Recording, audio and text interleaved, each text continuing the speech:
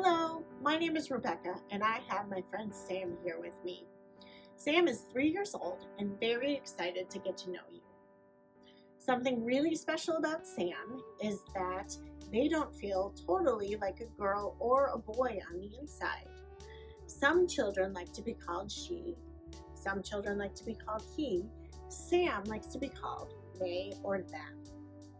Something that Sam and I have in common is that we're both adopted. For Sam, that means they have two sets of parents. A birth mom, who carried Sam in her tummy before they were born, and the parents they have now, who take care of them every day. Sam recently started going to the new daycare and is learning to make new friends, but sometimes making new friends in a new place is hard. Sam would like to know, do you have any advice for making new friends?